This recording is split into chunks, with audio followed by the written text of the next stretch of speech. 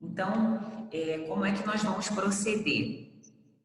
A princípio, eu gostaria de explicar para vocês que a revisão da nossa aula de hoje, ela terá embasamento em 3 conteúdos apenas, tá?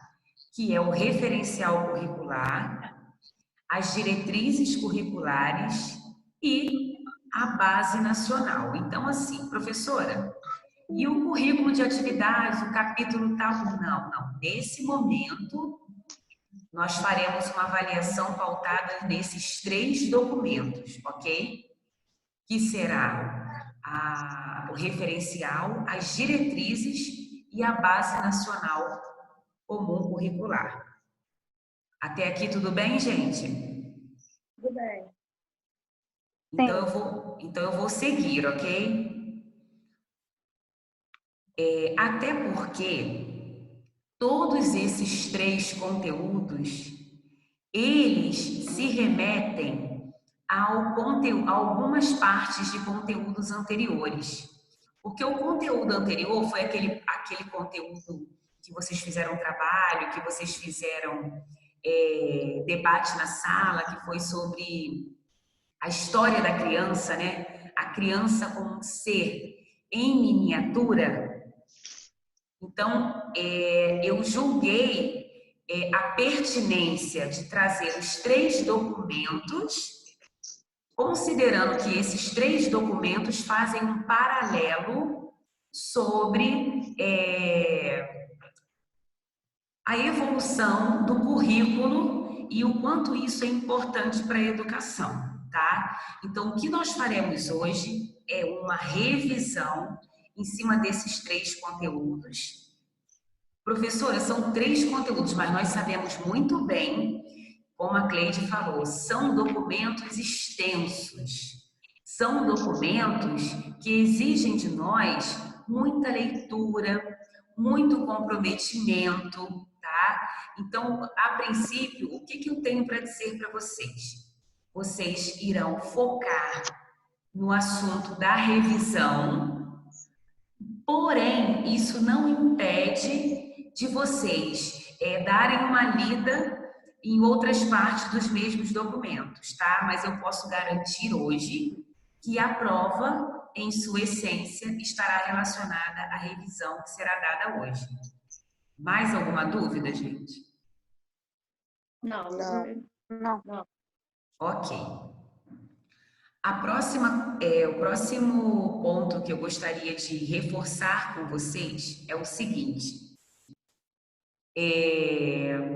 Vocês perceberão que nessa aula de hoje nós teremos alguns recortes de slides anteriores, alguns pontos que nós já falamos, que nós já debatemos. Isso só vai servir para refrescar a memória de vocês.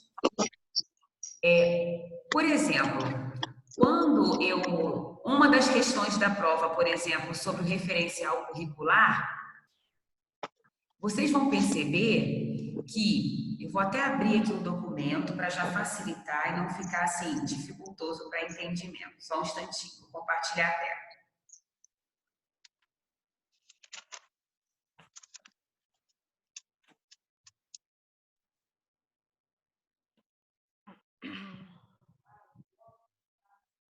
Vocês estão visualizando a tela, gente? Sim. Sim. Então, assim, essa revisão de hoje é sobre os 3 documentos principais, tá? Além disso, eu gostaria que vocês tivessem em mente alguns pontos que são considerados relevantes, né, no que se refere à criança. E eu vou falar isso aqui para ficar gravado, tá? Antes de dar sequência à nossa revisão, porque aí vocês não irão esquecer e vocês vão já partir para o que deve ser focado. Quando nós iniciamos as nossas aulas, quando nós fizemos debate na sala, nós falamos da história da criança. Em resumo, quem era essa criança? A criança não era reconhecida pela sociedade, a criança era tida como um adulto em miniatura, e nós vimos isso na aula, fizemos algumas comparações, e somente depois é que essa criança foi ganhando visibilidade, tá? E ainda bem que alguns documentos vieram dando ênfase a essa importância da criança, a como conduzir a aprendizagem dessa criança. E por causa disso, a gente vai focar na nossa avaliação os 3 documentos que aqui estão. Então, vamos ver. Ó, eu coloquei aqui. Deixa eu mudar aqui só a posição do vídeo. Revisão, metodologia da educação infantil em creche, então vamos seguir. Bom, hoje nós relembraremos tópicos referentes aos seguintes conteúdos: referencial curricular nacional, diretrizes curriculares nacionais e base nacional comum curricular. Professora, vai cair tudo? Gente, não tem como cair tudo. Não tem como cair tudo, porque nós estamos falando de documentos super extensos. Então, o objetivo dessa revisão é apontar para vocês quais são os focos para a nossa avaliação, tá? Eu vou seguindo e se vocês quiserem me perguntar, por favor, me interrompam. Como nós vimos anteriormente, o referencial curricular nacional, né, ele foi elaborado pelo Ministério da Educação e Cultura, a gente já sabe disso, no ano de 1998, com metas de qualidade. Que metas são essas? Metas que contribuem para que as crianças tenham o quê? Um desenvolvimento integral de suas identidades. Então, assim, resumo: desenvolvimento da criança visa também contribuir para que possa realizar nas instituições a socialização dessa etapa educacional. Que etapa é essa, gente? Educação infantil. Permitir à criança a socialização em ambientes que propiciem acesso e ampliação por essas crianças de quê? De conhecimento da realidade social e cultural. Então, o que a gente leu aqui? Foco no desenvolvimento integral da criança e para que essa criança atinja seus conhecimentos da realidade social e cultural na qual elas estão inseridas. É só isso. Só que o referencial, ele é organizado em 3 volumes. E o que eu decidi? Para a avaliação, eu darei foco no volume 1, no primeiro volume do referencial curricular. Alguma pergunta até aqui?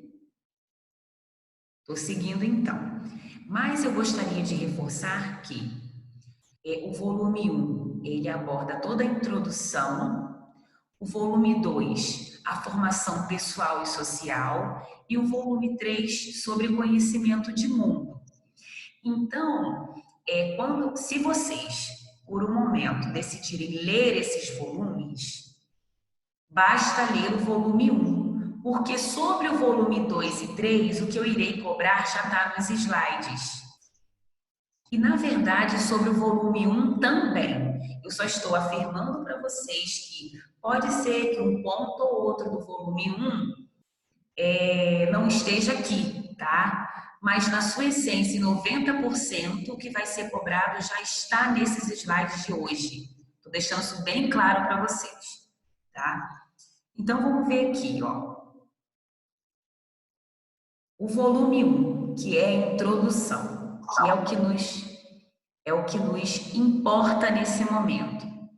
Ele apresenta reflexão sobre creche e sobre pré-escola, tá? Na verdade, gente, o volume 1 ele vem trazendo ênfase na criança, no educar. Isso já está aqui, ó, e eu trouxe isso separado nos slides para vocês, porque esse é um dos pontos principais da nossa avaliação. Esses conceitos importantes que foram abordados pelo referencial curricular. A criança, como que ela é entendida, o educar, cuidar, o brincar e as relações que ela estabelece, né? E o professor da educação infantil, tá? Eu nem cobrei tudo, vocês vão ver aqui na frente, ó. A avaliação, ela vai contemplar essas partes aqui. Quem é a criança, tá? Então, assim, por isso eu fiz questão de focar um único volume para não deixar ninguém angustiado, ninguém desesperado. Então, quem é essa criança? A criança a gente vê aqui no documento, né, que nele ela está enfatizado os processos de construção como ser humano em diferentes contextos sociais, suas culturas. Deixa eu aumentar esse slide que eu acabei de perceber que ele não está maximizado. Só um minuto. Estou vendo vocês esticarem os olhinhos e eu percebi agora que os slides... Ai, meu Deus, que maldade com as mexeritas, meu Deus do céu. Então, aqui, quem é essa criança? Melhorou, né, gente? Vocês podiam ter falado, né? Então, é um ser historicamente construído. Por que historicamente construído? Gente, é só nós lembrarmos daqueles textos iniciais de quanto essa criança ganhou visibilidade ao longo dos anos, né? É um ser capaz de construir conhecimento na interação com o meio e com o outro. É um ser possuidor de direitos, né? E como tal, ele tem direito de desenvolver-se. Olha a palavra fundamental aí, ó. Desenvolvimento. Aonde ela vai se desenvolver? Num ambiente propício, sem nenhuma intervenção que possa tolher seu desenvolvimento. Lembra que eu falei? E quando eu falei isso, eu falei lá na BNCC que nós temos que tomar cuidado para que não ocorram rupturas ao longo desse desenvolvimento da criança, a gente permitir que ela se desenvolva com autonomia. É isso. E ela é vista como um ser que sente, que pensa o mundo de forma única, de forma singular. Alguma dúvida, gente, sobre a compreensão da criança aqui no referencial? Então vamos que vamos. Não. O cuidado com a criança. O cuidado é parte integrante da educação. Cuidar é, antes de tudo, se comprometer com o outro. É isso que eu digo para vocês. São muitos textos, mas na verdade é o que vocês já fazem na escola. Olha aí, ó. Vocês cuidam porque vocês se comprometem com a aprendizagem da criança. Aí parece que aqui tem uma coisa nova, que não é novo, que são coisas que vocês já fazem. E o que é cuidar dessa criança? É ajudar a desenvolver suas capacidades, e isso implica em alguns procedimentos, né, gente, específicos para a criança, né? Porque você vai cuidar considerando suas especificidades, suas particularidades, a faixa etária dessa criança, enfim. O que é o brincar, né? Então a gente está falando de quem é a criança, do cuidado que precisa ter com essa criança. E agora eu tô falando de quê, gente? Do brincar. Acompanhe comigo essas etapas. Ó, eu falei da criança, do cuidado, e agora eu tô falando do brincar. Como é que o referencial curricular apresenta? É o principal meio pelo qual as crianças internalizam os conhecimentos. A brincadeira é que vai favorecer a autoestima das crianças. E é através do brincar que as crianças desenvolvem seus conhecimentos, produzem e reproduzem aquilo que sabem sobre as várias áreas do conhecimento. Resumindo, o brincar é importante porque permite o desenvolvimento da criança, porque vai fazer com que ela produza e reproduza sobre várias áreas do conhecimento. E aí a gente tem o educar, né? Como que o referencial curricular entende esse educar? O educar está integrado à função de cuidar. Educar é propiciar situações de cuidados, brincadeiras e aprendizagens orientadas de formas integradas e respeitando a espontaneidade da criança. Então, por exemplo, vou formular aqui uma pergunta, né? O referencial curricular foi um documento elaborado pelo Ministério da Educação e Cultura no ano de 1998. Entende-se neste documento que o educar é imprescindível, porque permite a criança assim, assim, assim. Eu posso perguntar para vocês, né? De acordo com o documento em questão, descreva o que é e como deve ser desenvolvido o ato de educar. Gente, vocês vão ler, vocês vão ver que a gente, é óbvio que não precisa responder de forma idêntica ao texto, né? Mas assim, aqui o que diz? Que o educar é propor o cuidado a essa criança, oportunizar brincadeiras, lembrando que essas brincadeiras precisam ser orientadas com planejamento. Nada é feito por acaso, nada é feito por fazer. A gente tem que pensar nessas aprendizagens orientadas, de formas integradas e respeitando sempre essa espontaneidade, né? A singularidade de cada criança. E esse educar, ele vai além. Por quê? Porque entende-se pelo referencial curricular que o educar contribui para formar essas crianças, né? E a gente vê aqui um cuidado, gente, com a saúde dessa criança.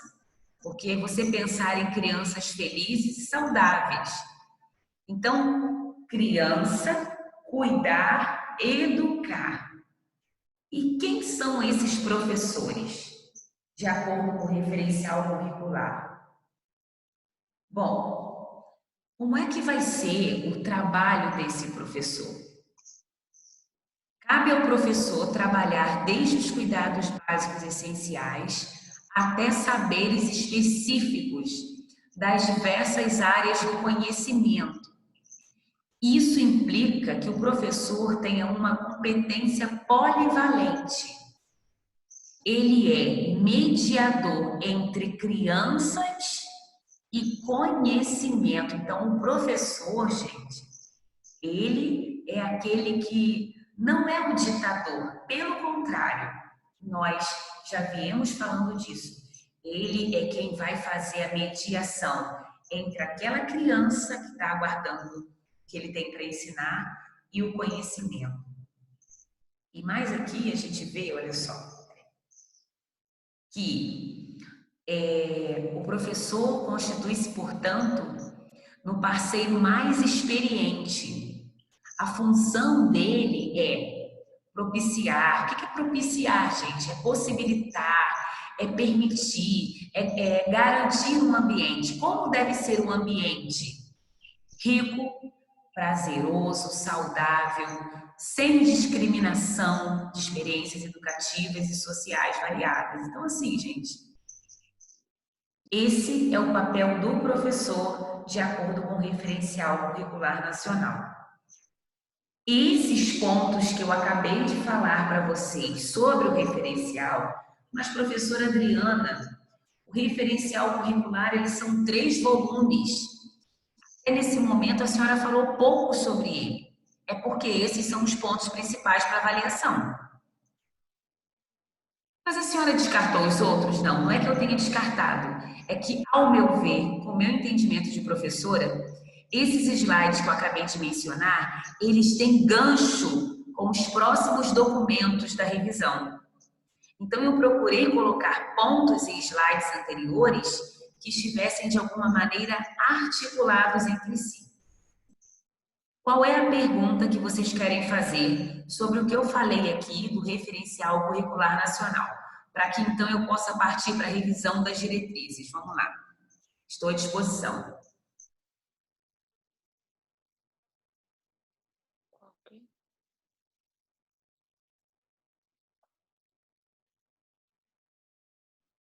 Meninas, vocês estão me ouvindo, turma? Eu tô ouvindo, professora, mas eu não quero perguntar nada, não. Não quer não? Porque tá difícil? Não, não tá difícil, não. Alguém quer perguntar, gente? Então eu vou seguir, tá bom? Falamos do referencial curricular nacional. Essa parte, em essência, é o que vai cair na avaliação. Agora eu vou partir para as diretrizes curriculares nacionais. Enquanto o referencial curricular ele foi elaborado pelo MEC em 1998, depois de algum tempo, olha quanto tempo se passou, muitas discussões foram estabelecidas sobre as práticas pedagógicas para mediar essa aprendizagem da criança, esse desenvolvimento infantil. Então, a gente saiu lá de 1998. Claro, gente, que outras resoluções nesse caminho ocorreram, mas nós estamos dando foco, tá? E aí, depois da elaboração do referencial em 1998, eu pareço uma tagarela repetindo a mesma coisa todas as vezes, mas isso é importante para vocês, o Ministério da Educação e Cultura decidiu lançar a resolução número 5, de 17 de dezembro de 2009. Então, a resolução, ela foi publicada em dezembro de 2009. Mas as diretrizes curriculares nacionais para a educação infantil iniciaram, então, a implementação em 2010, né? Óbvio, né, gente? Uma questão de lógica. Se a resolução saiu em dezembro de 2009, entende-se que a gente tem um período de férias e tudo mais, quando é que começou a ser implementada? Em 2010, né, gente? E nós falaremos agora sobre alguns pontos principais dessa resolução, que foram também elaboradas pelo Ministério de Educação e Cultura, pelo MEC, tá bom? Então vamos lá. As diretrizes curriculares nacionais, elas estão articuladas, né? As diretrizes curriculares nacionais. O que eu quero dizer? Que as diretrizes para a educação infantil, elas estão relacionadas às diretrizes para a educação básica. E elas reúnem princípios, fundamentos e procedimentos que foram definidos pela Câmara da Educação Básica do Conselho Nacional de Educação. Lembram do CNE? Então, Conselho Nacional de Educação. Para orientar as políticas públicas e a elaboração, o planejamento, a execução e a avaliação de propostas pedagógicas e curriculares de educação infantil. Tá? Então, agora sim, fiquem atentos a essas definições. E a professora que cansa vai falar de novo. Enquanto que, lá na introdução do referencial curricular, nós focamos na criança, no cuidar, no educar. Não foi isso? Agora, aqui nas diretrizes curriculares nacionais para a educação infantil, a gente precisa estudar e ganhar propriedade sobre esses pontos aqui, olha. O que é a educação infantil de acordo com as diretrizes? Primeira etapa da educação básica, as quais se caracterizam como espaços não domésticos, que constituem estabelecimentos educacionais públicos ou privados. que educam e cuidam de crianças Da Giobanca? de 0 a 5 anos de idade, no período diurno ou em jornada integral ou parcial. E aí, gente, normalmente, assim como... Professora, Oi, tem alguém falando junto, professora. Corte o som. só um instante, perdoe-me. Ó,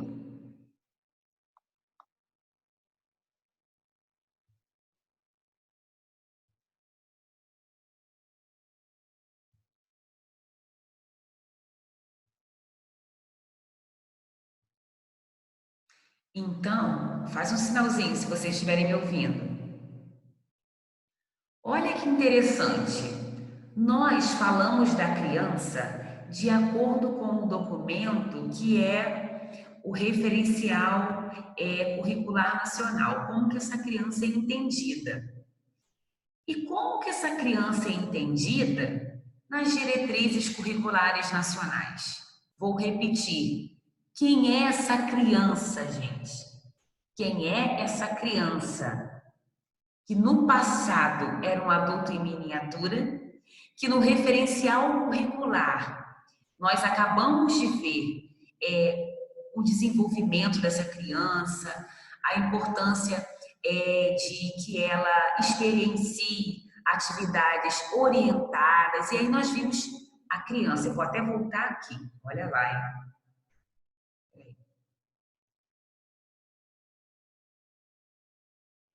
Olha lá a criança, olha lá, ó. Estou só mudando aqui a posição do vídeo. Olha lá. Também, historicamente, é um ser construído.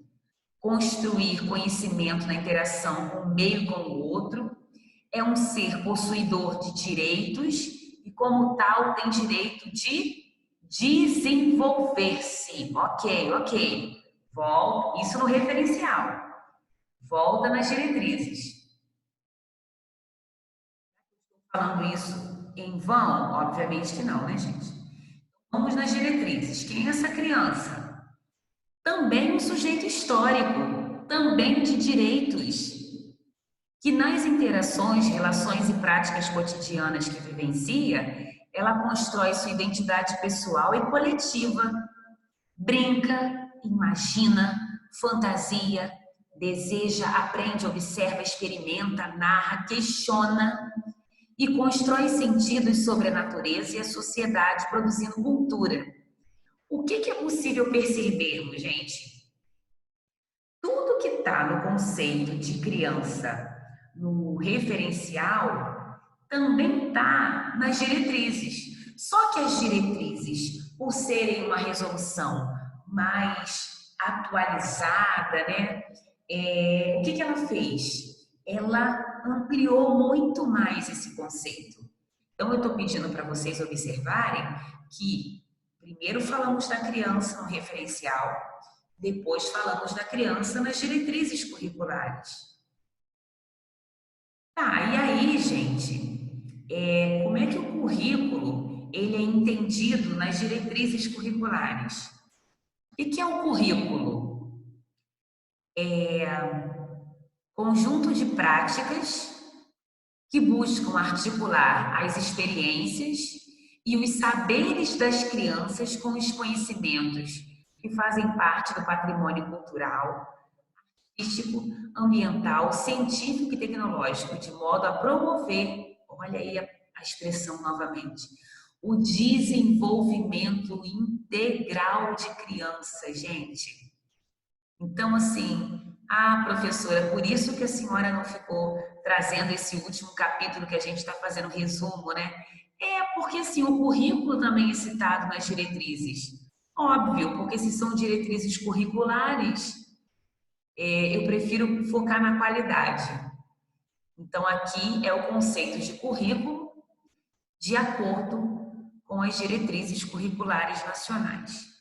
E aí, a famosa proposta pedagógica. Como é que esse documento deve ser conduzido? Bem, que proposta é essa?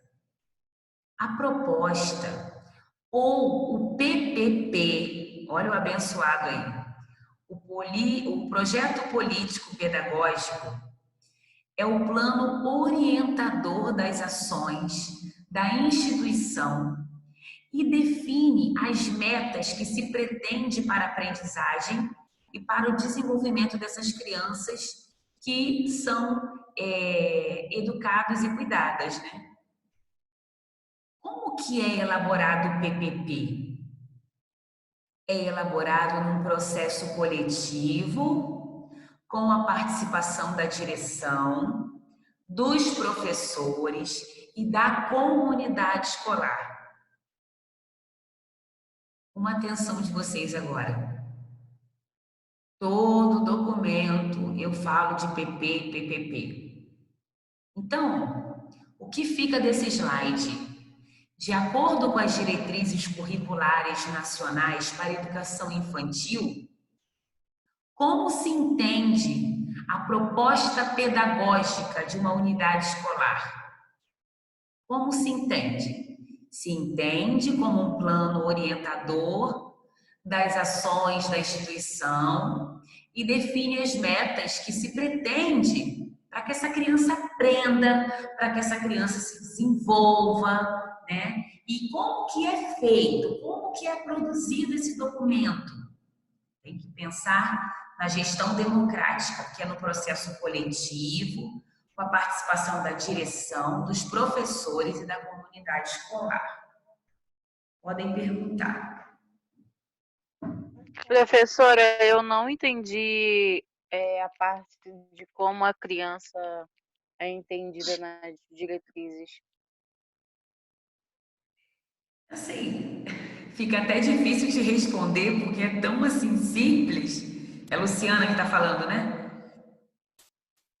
Eu comecei a anotar aqui e me perdi no que eu estava anotando. Mas assim, gente, não precisa nem anotar. Eu acho que vocês agora têm que focar na minha fala, assim, no que eu estou reforçando com vocês, porque o conteúdo da avaliação está aqui. Está exatamente aqui. Mas quando a gente... Professora, Oi?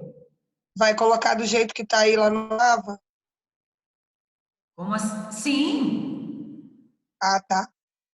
Mas, ô Cleide, todos os slides que eu uso, eu boto no AVA como está aqui. Não, eu sei, mas é porque essa ordem assim que eu tô querendo dizer, colocar hoje pra gente ver a semana, entendeu? Vou, com certeza. Tá. Tá bom? O máximo que pode acontecer é porque como eu vou agora terminar a aula mais tarde e demora no YouTube para processar, o link eu sempre consigo mandar no mesmo dia, né?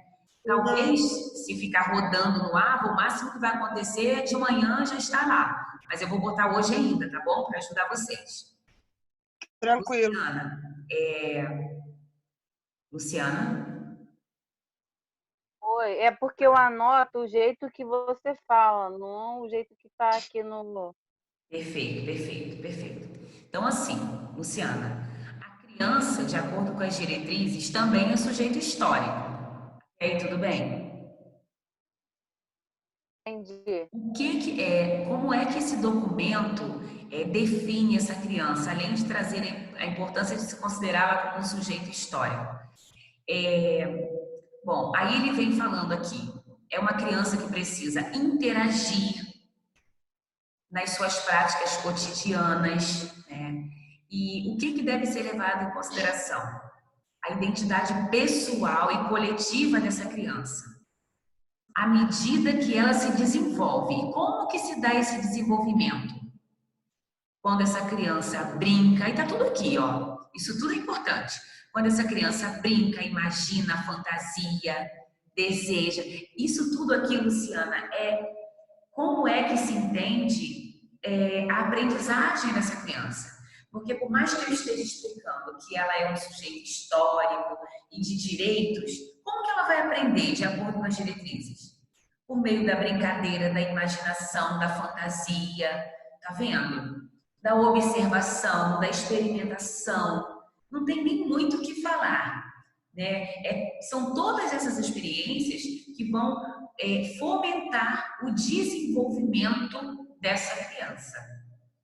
Tá bom assim? Tá Quando bom, obrigada. quando você definir a criança, é só você lembrar. Vocês estão falando de um jeito como se fosse cobrar isso, né, gente? Vocês são ótimos. Quando vocês forem definir essa criança, é só vocês focarem como que essa criança tem que se desenvolver. Como que o documento entende a criança e o desenvolvimento dela. Tá bom assim?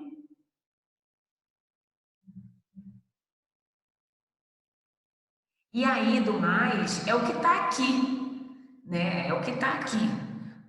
Embora vocês responderão o entendimento de vocês, mas vocês vão consultar o material também. Então, assim, é importante essas perguntas de vocês, porque eu acredito que entre um conceito e outro, vocês também vão se posicionar, mas é o que está aqui mesmo, a essência já está na frente de vocês aí nesses slides. Falamos do PPP, né, que ele tem que ser de uma construção coletiva com a participação de todos. E aí, muita atenção agora. As diretrizes curriculares, elas evidenciaram alguns princípios que são fundamentais na educação infantil. Que princípios são esses? Éticos, políticos e estéticos.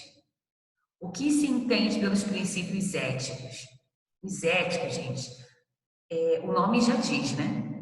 Quando eu falo em princípios éticos, eu estou aqui reportando a ética dessa criança, né? A construção da ética. Então, olha aí, isso está relacionado à autonomia da criança, responsabilidade, solidariedade e o respeito ao bem comum, ao meio ambiente e às diferentes culturas. Então, na verdade, quando a gente fala de ética, e aqui não vai ser diferente, nós estamos relacionando essa proposta pedagógica à responsabilidade dessa criança, né? Ao respeito ao bem comum, ao respeito pelo meio ambiente. Então, tudo que envolve essa parte de respeito está dentro dos princípios éticos.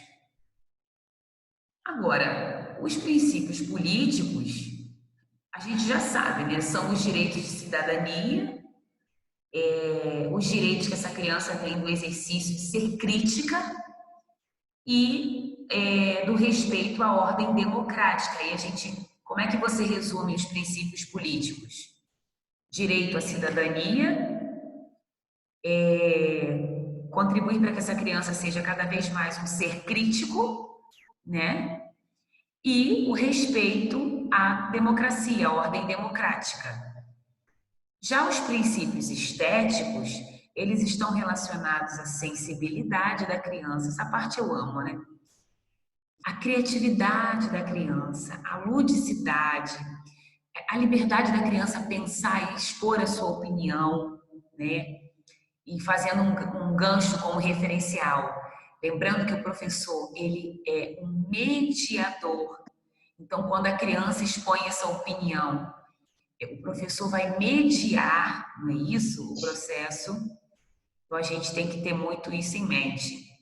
Resumindo, quais são os princípios estabelecidos pelas diretrizes? Princípios éticos, políticos e estéticos. Podem perguntar.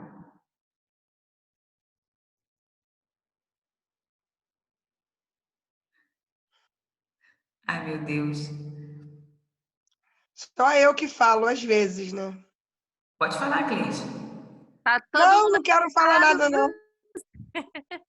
Gente, o que é isso? É greve com a professora? Pelo amor de Deus. assustando. Não tem nada que assustar não, gente. Ué, tá tudo aí, ó, na frente de vocês. Posso seguir então? Pode, professor. Bom, proposta pedagógica das diretrizes. Já tá bem azulzinho aqui, é um recorte de um slide antigo que eu já tinha trabalhado com vocês. Oferecer condições e recursos para que essas crianças usufruam seus direitos civis, humanos e sociais. Quando eu falo em proposta pedagógica, estou recordando que quando o projeto pedagógico é elaborado, a gente tem que pensar nisso aqui, ó. Ó, vou repetir. Garantir condições e recursos para que essas crianças usufruam seus direitos civis, humanos e sociais. O que mais? Vamos ver aqui. Assumindo... Ih, gente, mexi na janela aqui, peraí. Assumindo a responsabilidade de compartilhar e complementar a educação e cuidado das crianças com as famílias.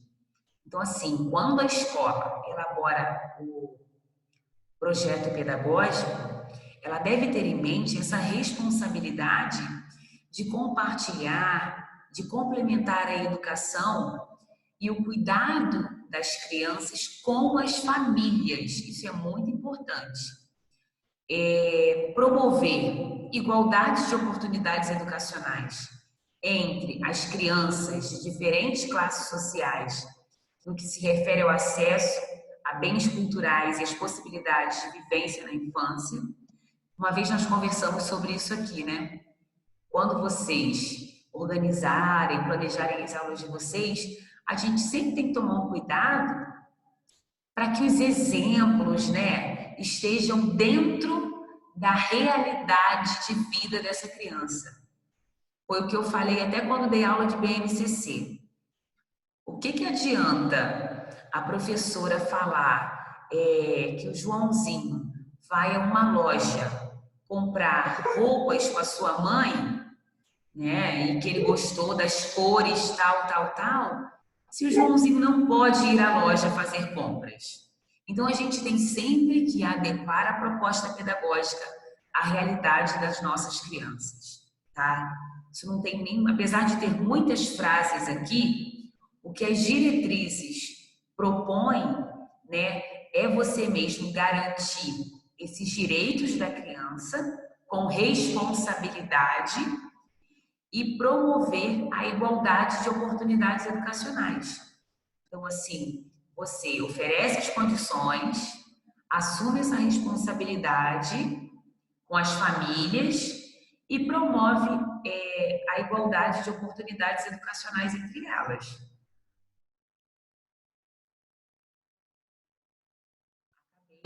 Diretrizes. Então, olha, o que são as diretrizes? Quando que surgiu essa resolução? Como que a criança é entendida nas diretrizes? Como deve ser a proposta pedagógica de acordo com as diretrizes? Que princípios são fundamentados nesse documento? E, novamente, eu voltei na proposta pedagógica. Viram? Ó, eu falei de proposta pedagógica aqui quando me reportei ao PPP, que tem que ser organizado por toda a escola. Depois eu falei de proposta pedagógica de novo, porque aí eu estou falando unicamente de 3 pontos que devem ser considerados quando as ações são planejadas pela escola, tá? Então, é isso. Esse é o foco, professora, mas as diretrizes tinham não sei quantas páginas. Ninguém aqui vai fazer uma avaliação do tamanho dos documentos, né, gente? Então, assim, eu estou vendo que é fundamental, tá? Diretrizes, estou à disposição de vocês.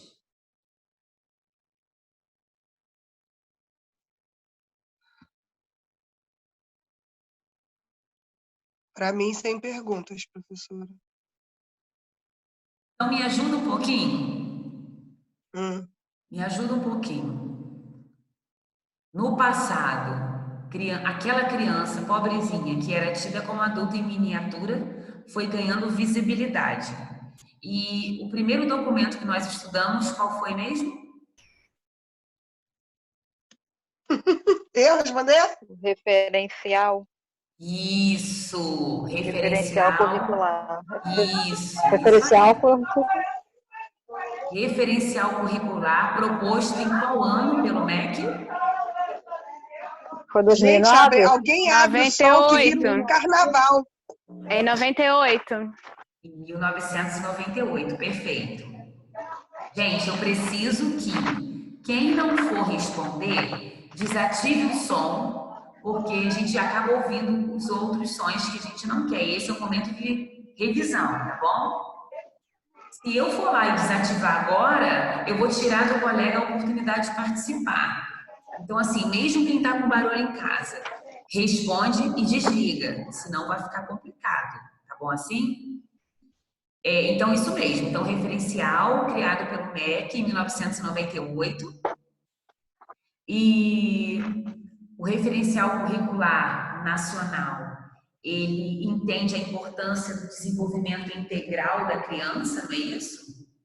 E ele também nos traz algumas definições sobre essa criança, sobre o cuidado com essa criança, sobre o educar essa criança, e também vem trazendo como que deve ser o trabalho do professor. O professor, ele é o quê? De acordo com o referencial curricular? Ele é um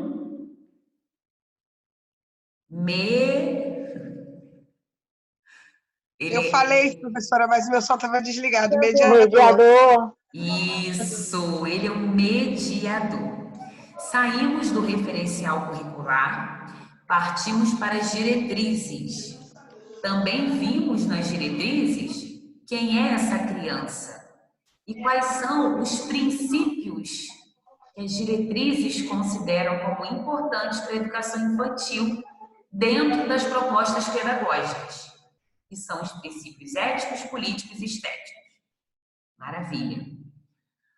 Gente, agora a gente vai para a BNCC, que tem um pouquinho mais de conteúdo, eu fiz questão de deixar aqui, já que a BNCC também é um documento normativo que define o conjunto de aprendizagens que todos os alunos devem desenvolver ao longo das etapas e modalidades da educação básica. Isso é como um todo, né? O principal objetivo desse documento é ser a balizadora da qualidade da educação no país por meio de um patamar de aprendizagem e desenvolvimento. Olha, gente, essa palavra é forte em todos eles, tá vendo? Desenvolvimento, a que todos os alunos têm direito. Eu diria que desenvolvimento da criança é a expressão mais destacada nos 3 documentos. Então, gente, essa parte aqui eu vou até pular. É só para que a gente recorde como é que o documento foi estruturado. Eu ainda não estou na educação infantil. A base é organizada em textos de introdução, competências gerais, competências específicas e direitos de aprendizagem, tá? E aí, essa parte aqui é muito importante, eu gostaria que vocês prestassem atenção, porque o referencial é de 1998. As diretrizes, sua resolução é de 2009. E como que aconteceu e em que ano aconteceu o estabelecimento da BNCC? O CNE, que é o Conselho Nacional de Educação, realizou audiências públicas em 2017 para discussão sobre o documento para as etapas de educação infantil e de ensino fundamental. Em 2018, né? Na verdade, em 2017 foram as audiências. Em 2018, a discussão sobre o documento para a etapa do ensino médio, então foi assim, uma sequência. Presta bem atenção, vou voltar aqui. O CNE realizou audiências públicas em 2017. Para que isso aconteceu? Para discutir esse documento para as etapas de educação infantil e do ensino fundamental. Quando chegou em 2018, foi a discussão para o ensino médio.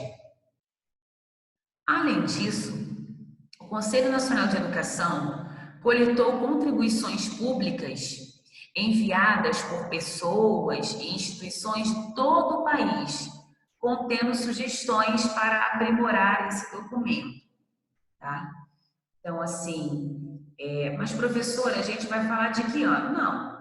Se for uma parte histórica da BNCC, basta que vocês entendam que a discussão, né, as audiências realizadas para a educação infantil foram no ano de 2017, tá? Então, foi em 2017 que ocorreram as discussões para a educação infantil. Bom, aí, junto com isso, teve a discussão do ensino fundamental no mesmo ano e o ensino médio só em 2018, que é o que não nos interessa muito. E aí eu trouxe aqueles slides que vocês gostaram da última aula, que como que a base é organizada. Lembram disso na educação infantil? Gente, nada mais, nada menos em 6 direitos de aprendizagem, 6, e 5 campos de experiência. Então, eu até expliquei para vocês. Os campos de experiência que vai indicar quais são as experiências fundamentais para que essa criança aprenda e se desenvolva. São esses campos de experiência que precisam ser contemplados no planejamento do professor de educação infantil. Professor, e quais são os direitos de aprendizagem? Gente, os direitos de aprendizagem estão aqui. A criança tem direito a conviver, a brincar, eu vou voltar neles, tá? A participar, né? A explorar, a expressar e a conhecer-se. Gente, curioso, né? Que o brincar também foi evidenciado no referencial e nas diretrizes, sendo que o referencial trouxe o brincar, né, com uma definição.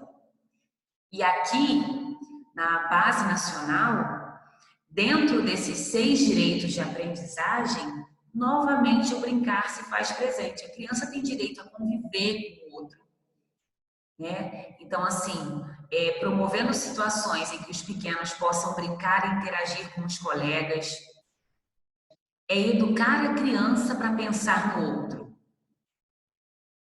E aí a gente lembrou um pouquinho do que falamos sobre a empatia.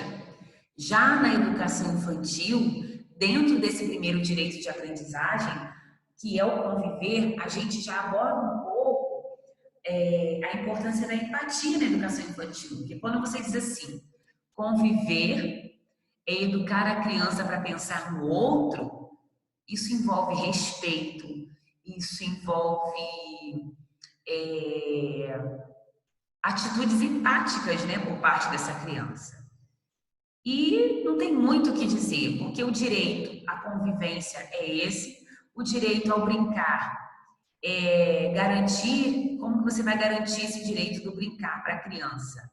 Lembrando que as atividades, elas precisam ser enriquecidas e planejadas. Então, quando vocês pensarem na BNCC sobre o direito de brincar, ele só é válido se for dentro de uma proposta estruturada e planejada pelo professor. Não é pegar essa criança e colocar no cantinho da sala para brincar de qualquer coisa. Isso não é planejamento, isso não está dentro do que a BNCC propõe, tá? O direito de participar, envolver as crianças em todas as etapas de brincadeiras e de atividades, permitir que elas ajudem a decidir como que vai ser estruturada a brincadeira, quais materiais, enfim. Então, assim, você aqui tem 3 direitos: conviver, brincar e participar. Mas tem outros 3, né, de acordo com a BNCC. A criança tem que ser levada a explorar, né, gente? Permitir que essa criança explore sozinha diferentes materiais e elementos simbólicos, como, por exemplo, músicas e histórias. Direito a expressar-se, né? Rodas de conversa são imprescindíveis. É interessante criar conselhos, assembleias em que os pequenos votam. Lembra que nós trouxemos um exemplo?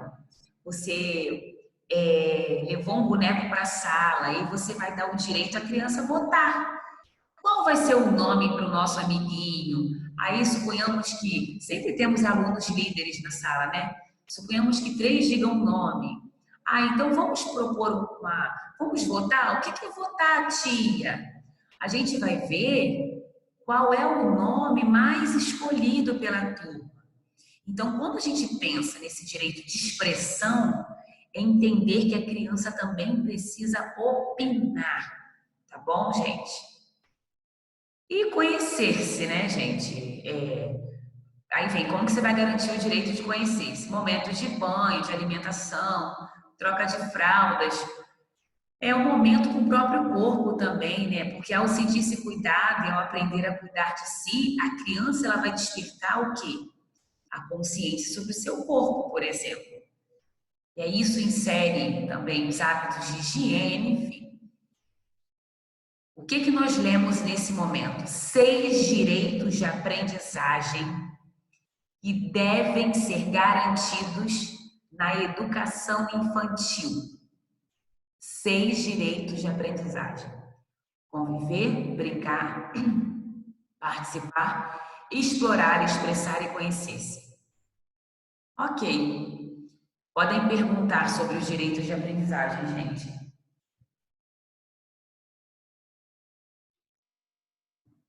Tá claro, gente? Sem perguntas. Tá sim, tá claro sim, professora. Então a gente sai desses direitos de aprendizagem e a gente vai para a melhor parte, né? Que é os campos, né? Que são, na verdade, os 5 campos de experiência. Cuidado, não confundam. Os direitos são 6. Os campos de experiência são 5, tá? E esses campos de experiência, eles já estão denominados aqui, ó. Primeiro campo, eu, o outro e nós, corpo, gestos e movimentos, traços, sons, cores e formas, escuta, fala, pensamento e imaginação, espaço, tempo, quantidade, relações e transformações. Então, assim, como que esses campos são aplicados no nosso dia a dia de professor, de pedagogo? O professor planejou a sua aula e aí ele vai verificar dentro de qual campo de experiência está inserido o conteúdo proposto por ele naquele dia. Os campos de experiência, os objetivos, eles não têm caráter de currículo. Olha aí, gente, para que servem? Para auxiliar o professor. Olha aí, ó, olha, presta bastante atenção. Qual é o objetivo dos campos de experiência? Auxiliar o professor a planejar atividades com maior clareza do que deve ser desenvolvido em cada fase. Esse é o objetivo dos campos de experiência. E lembrando que dentro deles, eles são, na verdade, subdivididos, né, em 3 grupos. Bebês, crianças bem pequenas e crianças pequenas. Bom, então são 5 campos de experiência. E que campos são esses? O eu, o outro e nós, que destaca as experiências que se relacionam à construção da identidade da criança. Por isso está em negrito, também é um recorte de slides anteriores. Construção da identidade da criança, tá? Construção de relações que ela vai estabelecer por meio das interações. É assim que a gente vai focando. Primeiro no eu da criança, né? No outro e nós. Assim, primeiro ela se conhece, depois conhece o amigo, depois ela vai entender a importância dessa interação positiva, que é o nós. Corpo, gestos e movimentos, a gente já sabe que está relacionado às experiências com as linguagens, como, por exemplo, a dança e a música, né? Com ênfase nas experiências que estimulam a exploração do espaço. Como que se explora?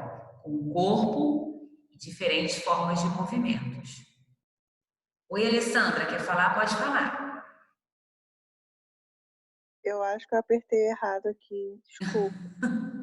Tá bom.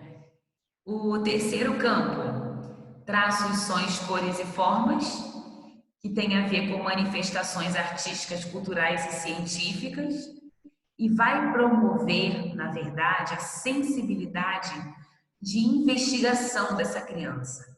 Vai valorizar a ampliação do repertório musical e da exploração de diferentes objetos musicais. Escuta, a fala, o pensamento e a imaginação. É um campo de experiência que explora, na verdade, né, toda a linguagem oral da criança, por meio de conversas, cantigas, seja lá como o professor vai conduzir isso. Isso vai depender, né? Se na aula tal vai ser contemplado pelo professor esse campo, que é escuta, fala, pensamento e imaginação. Eu ouso dizer que ele vai ser contemplado na maioria das aulas. Porque escutar, gente, falar, pensar e imaginar, a criança faz todo dia. Então, assim, eu acho que é um campo que merece destaque, porque ele acaba perpassando pelos outros campos e pelas aulas, pela maioria das aulas. O outro campo é o espaço, tempo, quantidade, relação e transformação. Né? E aqui, ó, ênfase, né, desse campo, ela vai estar nas experiências para a construção de noções espaciais, noção de tempo, ordem temporal e histórica, que não é simples. Né? As crianças devem entender que os números são recursos que representam quantidades. E é importante também, né, possibilitar essa construção de noções que estão relacionadas à transformação de materiais, objetos, situações que aproximem as crianças da ideia de causalidade. Assim, gente, olha só. Na verdade, esse campo, espaço, tempo, quantidade, relação e transformação, é isso, são as noções espaciais em relação a tempo, de ordem temporal e histórica. Outra coisa que eu preciso falar com vocês, que... Deixa eu ver aqui. Não, eu acho que eu já tinha mencionado. Olha só. Sobre a BNCC, esses são os slides que serão contemplados na avaliação. Então, o que a gente está focando da BNCC para a educação infantil aqui? Os 6 direitos de aprendizagem e os 5 campos de experiência. Então, no que se refere à BNCC para a educação infantil, são esses slides, que são foco da nossa avaliação. Aberto a perguntas.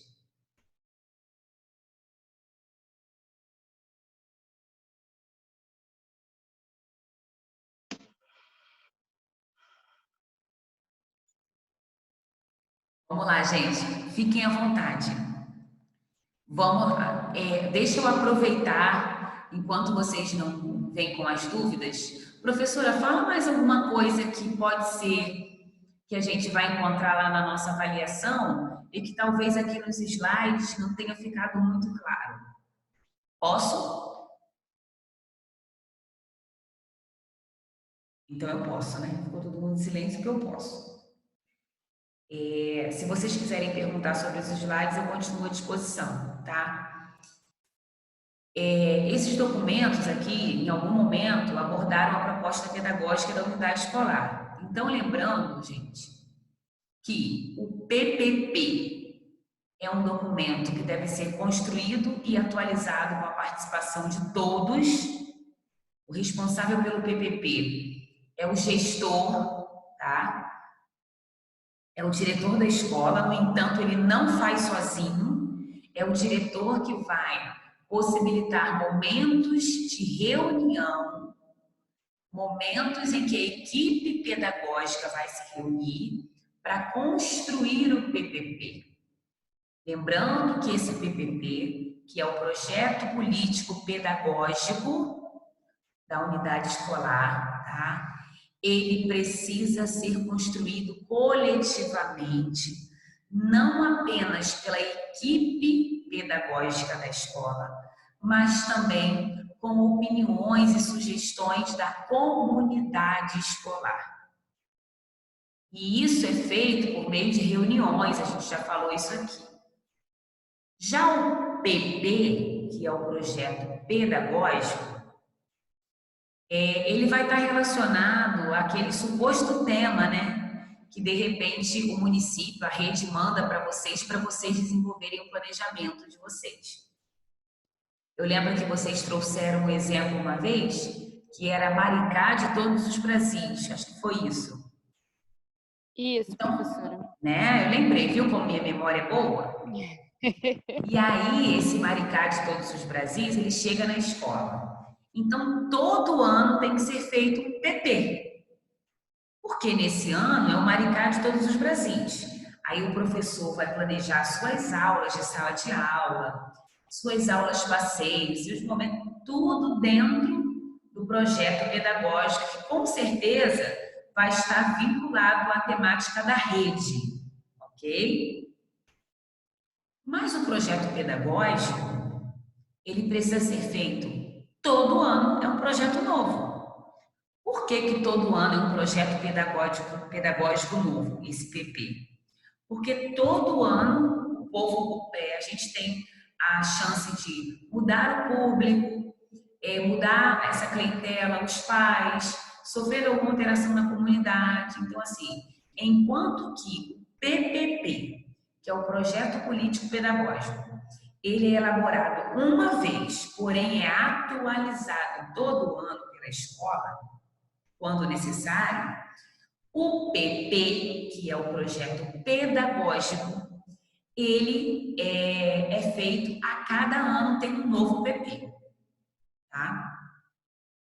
Então, se vocês me perguntarem assim, então se chegar uma supervisão na escola, eu tenho que ter esse PP à disposição da supervisão? Sim, gente, porque é o projeto pedagógico que vai ajudar vocês no entendimento da proposta da escola, né? Então, assim, eu estou só reforçando PP e PPP. PP, todo ano é feito de acordo com as temáticas que vêm da rede. PPP, feito uma única vez pela escola, porém atualizado a cada ano. Professora, e qual desses dois tem a participação da família?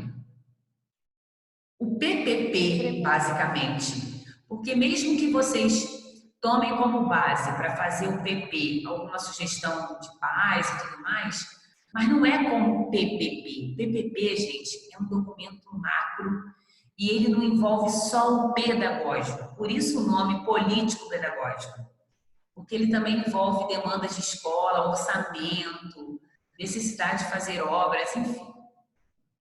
Podem perguntar.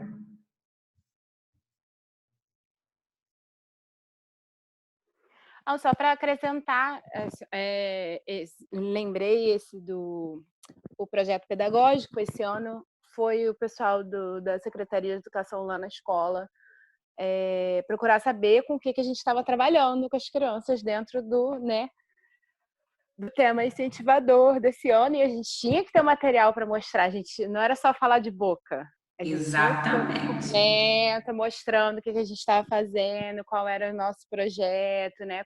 Quais eram os planos para o trabalho anual. Ou seja, qual era o projeto pedagógico? Projeto pedagógico, isso aí. Eles nem falaram, porque assim, como a maioria, né, das pessoas que trabalham como agentes culturais, nem todos têm formação acadêmica, né? Inclusive, muitos estão se graduando assim como eu. E eles nem dão esse nome na hora pra gente, né? Mas, quer dizer, eu liguei com o que você explicou com a situação que aconteceu, né? Mesmo que vocês não denominem como projeto pedagógico, mas é isso. É o projeto que vai orientar as ações pedagógicas da escola. Uhum, sim. Agora, uma coisa de perguntar. A ata da escola, né? Quando a gente faz a ata lá, fica por conta da secretária ou da adjunta, né? Fazer essa ata, algumas informações então iriam para o PPP. Pro PPP, que você está perguntando. Isso, pro político pedagógico, isso. Eu Tipo, as reuniões. Eu vou inverter o que você me perguntou. Todas as reuniões que são realizadas para atualização do PPP devem ser registradas em ata. Tá. Então, assim, essa ata que você está falando aí, ou um livro de atas, ou um livro de ocorrência, não sei como é que funciona, né? Na sua escola.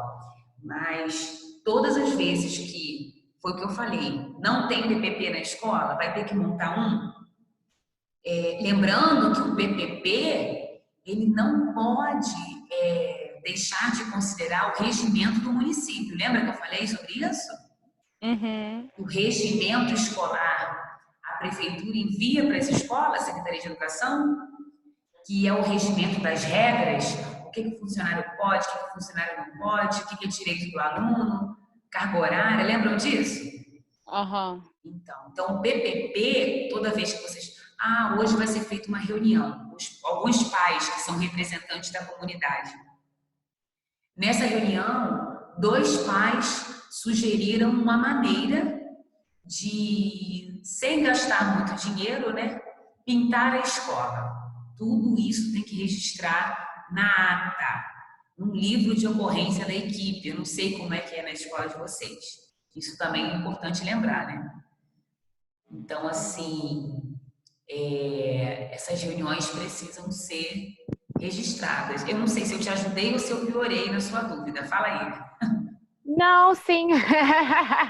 Não, ajudou sim, ajudou. Porque eu acho que você me perguntou... porque lá na escola tem um livro de ata que, tipo assim, tudo que acontece na escola vai para esse livro, entendeu? Eu queria saber o que sai desse livro de ata que vai para o PPP, entendeu? Sim, mas assim, você entendeu também que por isso a importância da gente registrar todas as reuniões? Sim, Porque vamos supor que seja, perguntem para vocês assim, ué, gente, como é que essas reuniões aconteceram? Em quais dias? Quem esteve presente? Onde é que vocês vão procurar isso? Passa uma lista, o próprio livro da ata passa para os pais assinarem. Os pais, os professores, todo mundo que esteve Isso, na presente data foi realizada a reunião para a organização do projeto, para a atualização do projeto político-pedagógico. Estiveram presentes. Aí é por aí mesmo, mas esse não é muito o foco da nossa prova, não. Eu estou só tirando a dúvida, né, para que você... Conta de conhecimento mesmo. Não, Natália, você está certa. Eu que estou dizendo que o foco, ele está mais nessa essência que eu abordei hoje sobre referencial, diretrizes e BNCC. E daí a gente precisa meio que entender como que é feita a produção do PPP. Ele é realizado com a participação de não apenas a equipe diretiva, mas também com reuniões para que estejam presentes, além da equipe, a comunidade escolar. Mas a Adriana vai à comunidade toda? Não, gente, são representantes, tá? O que mais?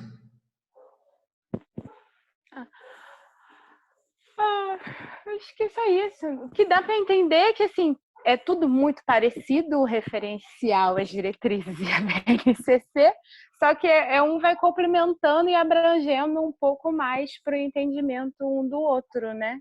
Mas eu acho tudo muito parecido, os 3. Mas são, só que a BNCC, ela é completa, tá? Completa, assim. Outra coisa, a BNCC, então, ela não existia antes de 2017, 2018?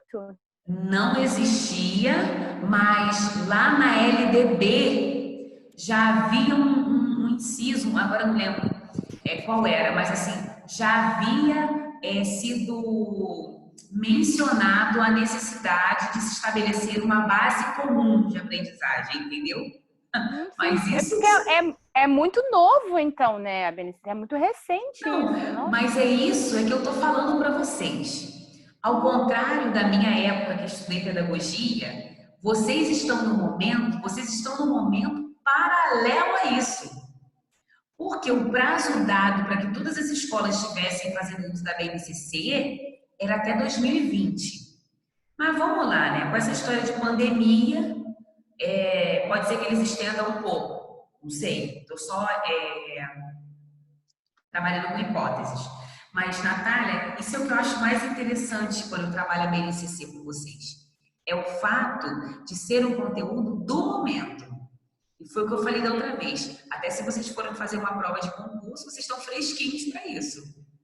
Uhum. Ainda mais Não, que... inclusive, eu vejo, eu acompanho muito no Facebook, eu tenho muitos grupos de educação infantil, creche, escola, não sei o quê, aquele monte de coisa, né? Aham. A gente vai, né? Porque a gente vai Querendo dando informação participar. do Isso aí. outro, né? Querendo participar, aprendendo, passando conhecimento, ganhando conhecimento, né? É uma ótima forma da gente estar interagindo no meio que a gente vai trabalhar, né? Com certeza. Até fica aí a sugestão para quem não trabalha ainda em escola, né? Participar desses grupos é muito bom, a gente aprende bastante. Sim, muita E tem o coisa. pessoal que faz plano de aula, né? E é bem interessante ver hoje em dia, porque todos têm lá enquadrados dentro da BNCC, e aí tem aquelas indicações alfanuméricas, né? Sobre o que está trabalhando, os campos de experiência, tudo. E o pessoal agora trabalha bem em cima. Tem gente até que vende plano de aula feito com base na BNCC para o ano inteiro. E eu nunca tinha reparado isso, mas... Só que os meus alunos de pedagogia jamais, em hipótese alguma, faria um negócio desse. vão pensar em comprar. Nem quero ver um negócio desse. Eu passo até mal, meu rosto ferve. Eu tô pensando em vender, hein? Vou começar a vender plano de aula. Olha, gente, eu vou falar uma coisa para vocês. A internet é muito boa para tudo, mas ao mesmo tempo ela corrompe, porque assim, você acaba querendo se acomodar e começa a pagar para fazer seus trabalhos. Deus me livre. Aí, quer dizer, você se torna um profissional vazio. E repetidor, né? Repetidor de outra coisa, gente. Sabe que vocês vão perceber isso? Quando vocês começarem a participar de congresso, momentos assim, vocês vão ver. Vocês chegam um momento que vocês vão conversar com pessoas que sabem muito mais que vocês. Pelo menos o mínimo de conhecimento a gente tem que ter para debater, né? Então, se os trabalhos são feitos dessa forma, não tem valor nenhum, gente. Você não aprende nada, pelo amor de Deus, né? Uhum. E até mesmo que cada turma é uma turma, né? Cada um tem a sua individualidade, cada um tem a sua forma de aprender, de se expressar. Não tem como fazer uma coisa padrão que sirva para todo mundo, né? Não, com certeza, não dá. Meus amores, digam para mim, mais alguma pergunta? Então, se eu não estou enganada... Vocês receberam o calendário também, né? Recebemos. A sua prova vai entrar no AVA, então, a partir de segunda-feira que vem, dia 13, é isso? Não é 11, não? É dia 13, dia 11, não sei. Eu foquei dia 13 lá. É 11. É 11? Tá, dia 11. E aí avaliação... a gente teria até na outra segunda-feira para entregar. Isso, então... é isso aí. É isso aí. E vai dar tudo certo. Sinceramente, para mim, o que me marcou muito nesse processo, até essa avaliação, foi a maneira como vocês articularam os conhecimentos e debateram aqui. Hoje vocês estão mais quietos, porém eu entendo, gente. Por mais que vocês não tenham tido dúvidas, eu compreendo bem, tá? Tá todo mundo tenso. Mas podem acreditar na minha fala, vocês têm, pelo menos assim, quem vem assistindo às aulas e tá com material e tudo mais, tem embasamento para fazer avaliação. Podem ter certeza disso, tá? E vão tirar de letra. Ainda vão me zoar depois, perguntando assim, poxa, professora, a gente fez tão, assim, de forma tão tranquila, e é isso que vai acontecer. E na hora vocês vão lembrar de mim. Tá certo que meu rostinho não é nada agradável para ficar lembrando toda hora, não, mas vocês vão ver a minha carinha lá assim, ó. Mais alguma pergunta, gente? Eu acho que tá tudo bem exemplificado. Professora? Oi, amor. Professora, a sua prova vai ser discursiva também? Sim, sim, sim. São 4 perguntas, não é isso? Sim, é padrão, gente. É padrão, tá? Uhum. Padrão. Então, tá assim, vamos realizar agora uma interpretação. Bem matemática, eu diria. Calculem a soma de as aulas que tivemos, a inteligência que vocês têm e o que foi trabalhado na revisão de hoje. O resultado não é outro, além de um resultado qualitativo. É só isso que eu tenho que dizer para vocês. Vai dar certo. Podem acreditar. Outra coisa, deixem aquele resumo. Eu já vi que alguns pediram para mim as páginas. É porque, gente, eu me desculpo, mas o aplicativo que eu uso tem... Se eu quiser fazer um arquivo todo vertical e o abençoado do aplicativo cisma inverter a página, vocês podem observar que tem uma página às vezes. Aí vocês devem estar pensando, por que a professora não fez essa maior? Porque ela caberia em duas, porque o aplicativo não deixou. Eu vou arrumar um aplicativo melhor. Enquanto isso, não se preocupem agora não, tá? Vamos pensar no estudo. E quem não tem a página, como alguns já me pediram, manda no privado que eu mando para vocês, se tiver cortado alguma coisa. Não tem problema nenhum, gente. A gente está aqui para somar.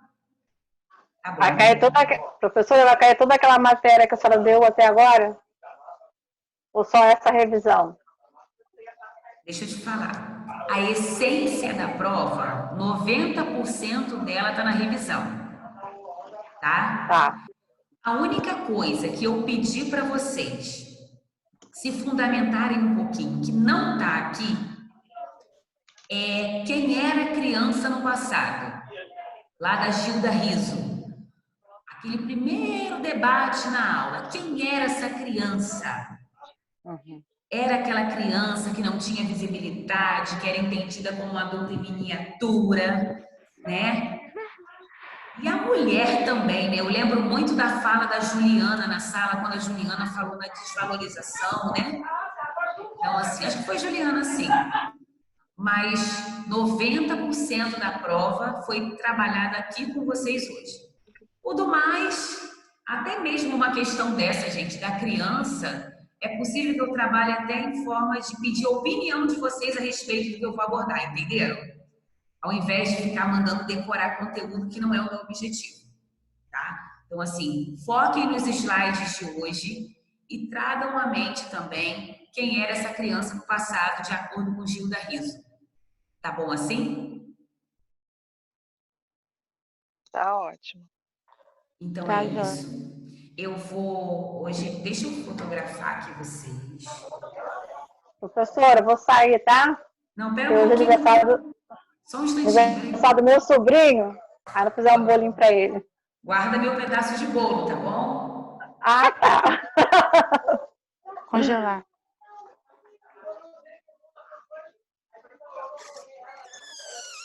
Pronto.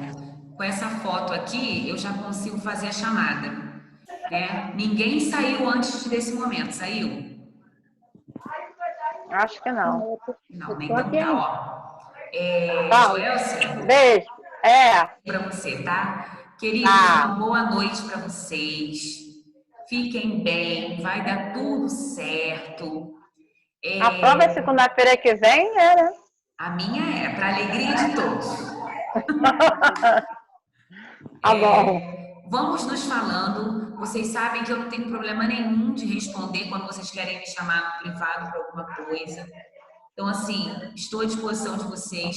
E, assim, boa prova para vocês que já estão iniciando, que essa semana já tem avaliação, não é isso? Foquem, tirem um momento de todo dia da semana, já que vocês têm uma semana, tira assim, de 1 a 2 horas para se dedicar à avaliação. Entenderam? Pelo menos de 1 a 2 horas para vocês fazerem isso. E no final, vai dar tudo certo. Alguém mais quer falar alguma coisa? Tomara que dê certo mesmo, professora. Já deu, gente, já deu. Já deu, viu? Podem ter certeza que já deu. Podem acreditar no que eu estou dizendo. Eu não estou enchendo linguiça, não. Eu estou sendo assim, ao mesmo tempo que eu estou trabalhando com as emoções, eu estou sendo razão. A minha razão diz que não há outro caminho. Esse é o melhor no momento. E as minhas emoções, elas positivamente vibram porque já deu tudo certo para vocês. Beijo. Tá bom. Boa noite. Fiquem com Deus, tá? E qualquer coisa me chamem no privado, tá bom assim? Tá bom. Boa noite, professora. Amém. Boa noite, Beijo. gente. Beijo. Beijo. Tchau. Tchau. Olha.